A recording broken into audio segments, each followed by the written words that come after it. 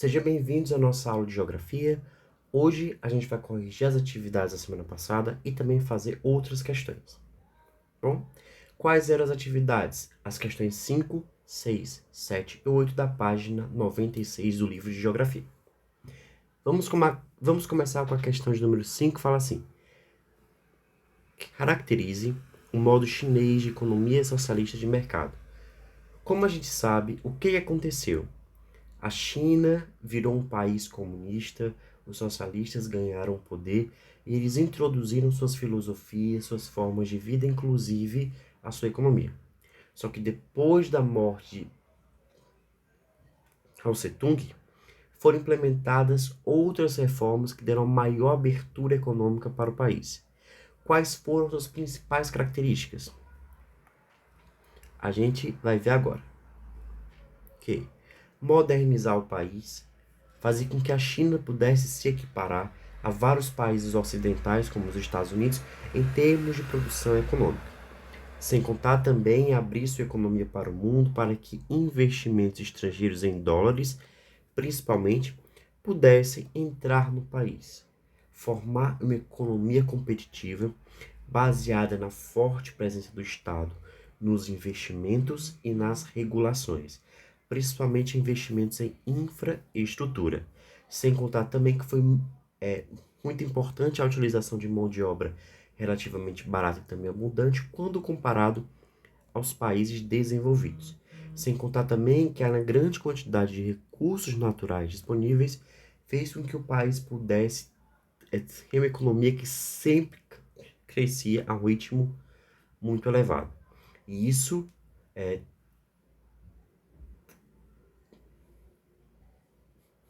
somado à qualificação e incentivo dos trabalhadores na questão da educação e também na construção de infraestruturas como as rodovias, ferrovias, portos e aeroportos. Se você for ver, são muitas coisas. Então, a economia socialista de mercado seria o quê? A gente pode resumir como um país aberto economicamente, mas politicamente fechado. Ou seja, muitas cidades chinesas são muito importantes, muito poderosas, muito grandes e que têm um crescimento muito elevado. Ou seja, são, em termos econômicos, muito parecidos com as cidades do continente europeu e também dos Estados Unidos. Entretanto, em termos sociais, é um pouco mais restrito em algumas áreas e muito mais restrito em outras. Vamos para a sexta questão, que fala o seguinte: qual a importância das ZEE, Zonas Econômicas Especiais, para o dinamismo da economia chinesa? Qual a importância delas? Elas fazem parte do objetivo de abertura econômica, ou seja, são cidades que foram escolhidas para ter uma maior abertura econômica, para justamente incentivar a chegada de dinheiro estrangeiro, desenvolver a economia do país, produzir e criar tecnologias próprias, tanto para a China como fora da China, e também aumentar a presença chinesa dentro do contexto mundial, e também porque foram regiões muito importantes para o recebimento de dinheiro nas infraestruturas. São regiões geralmente localizadas perto do mar, em áreas litorâneas que são muito importantes justamente para o escoamento da produção. São cidades como Xangai, Pequim, Pudong, Hong Kong, dentre outras cidades muito importantes do país e para o seu desenvolvimento econômico. Ou seja, dentro dessa cidade aqui nós temos Xangai, cidade super importante para o país e também o mundo, porque nós temos muito dinheiro que está circulando dentro da cidade e da cidade para fora e também de outros lugares para esta cidade. Ela é a representação também do crescimento chinês. Entretanto, temos outras cidades litorâneas muito importantes pelo país e também cidades que crescem no interior. Ou seja, hoje a gente tem outra característica. Não só as cidades do litoral são fortes e importantes, mas também nós temos um grande crescimento dentro do interior da China. Sétima questão: a China é um país democrático? Não, porque ainda convive com muitas perseguições religiosas, políticas e também perseguições contra jornalistas e contra pessoas que pensam diferente do governo. Por quê? Porque lá só tem um partido governando.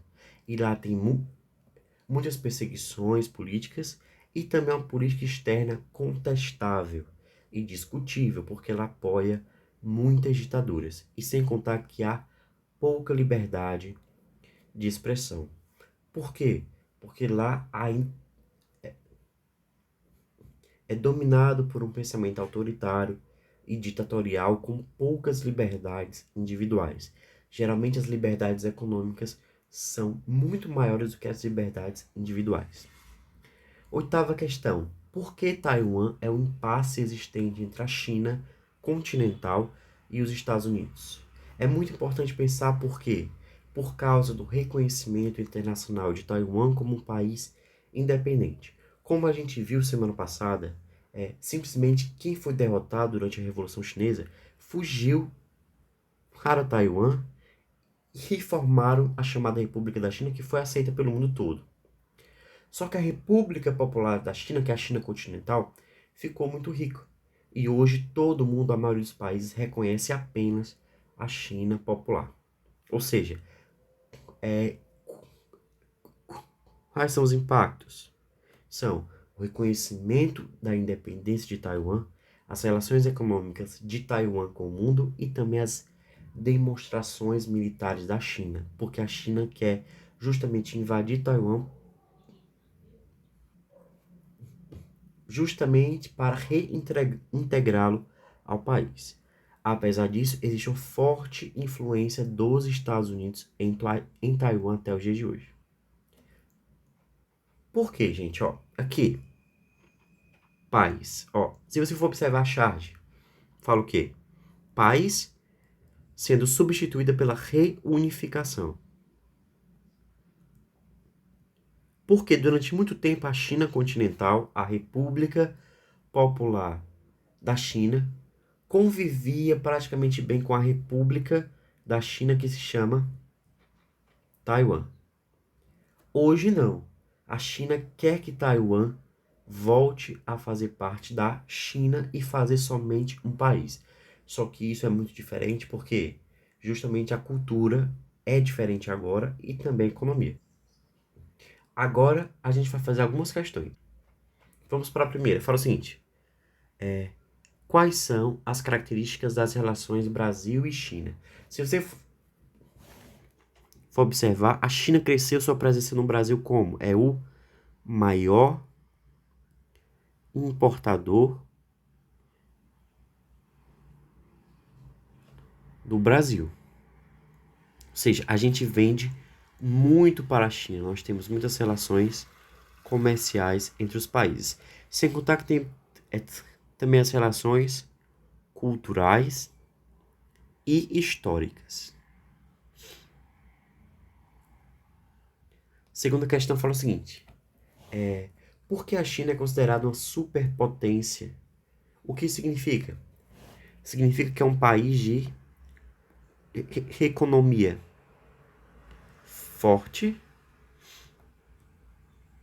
grande influência e poder.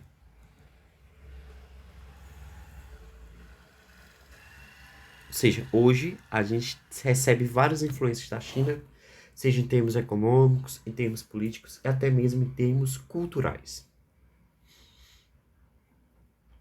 Vamos para a terceira que fala o seguinte: quais foram as consequências da abertura econômica para a ascensão da China no mercado mundial? O que nós podemos frisar? Podemos frisar três coisas. A primeira coisa, crescimento econômico,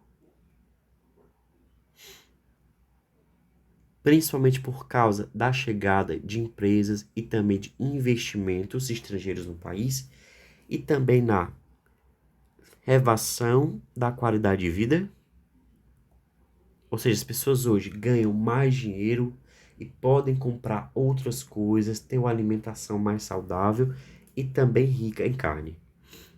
Elevação da qualidade de vida. E outro fator seria o aumento da influência mundial.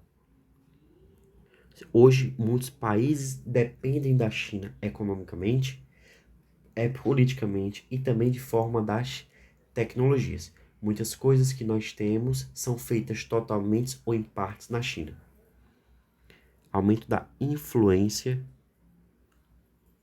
sobre o mundo.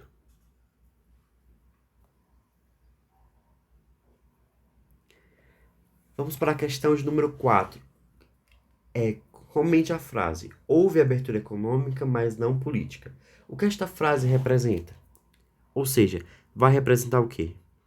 Representa que na China você pode ter maior liberdade econômica, justamente para gastar seu dinheiro com o que você quiser, mas você não pode falar algumas coisas. Você não tem liberdade de pensamento tanto quanto tem em outros países do mundo.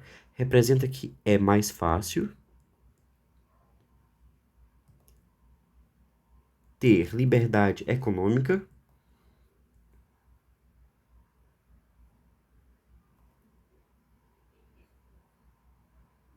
do que social. Ou seja, dentro da China você pode ter vários equipamentos celulares, você pode ter muitos produtos que existem em qualquer lugar do mundo, na Europa, Estados Unidos. Mas existem coisas, principalmente da política, que você não pode ter, como, por exemplo, o quê? O voto.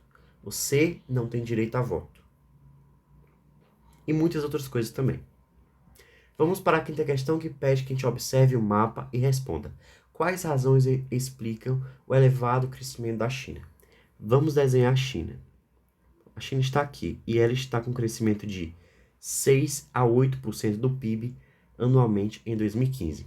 Isso é um valor muito elevado quando comparamos com Estados Unidos, Rússia e também o Brasil. Por quê? Porque simplesmente 50% do PIB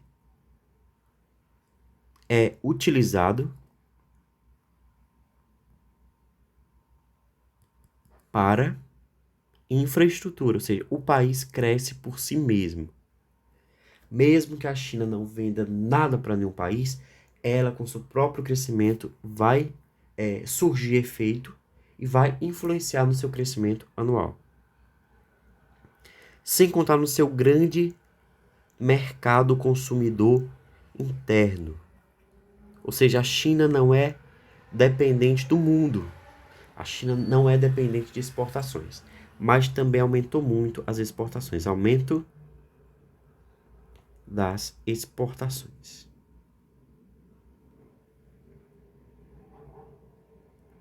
Certo, pessoal? Pronto. Dentro disso, agradeço todo mundo pela participação. Semana que vem a gente volta com conteúdo novo, tá bom? Tchau, pessoal.